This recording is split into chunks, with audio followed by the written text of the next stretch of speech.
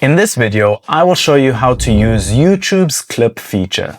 If this guide helps, please consider liking and subscribing so others can see it too. Open YouTube and go to the video you would like to clip.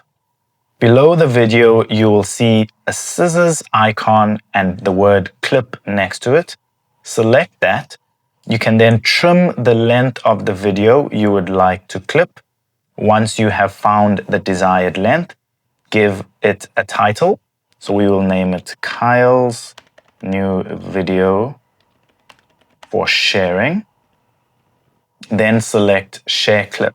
It will then provide you with a shareable link, which you could copy and then paste it on your desired social media platforms. If this video helped, don't forget to like and subscribe.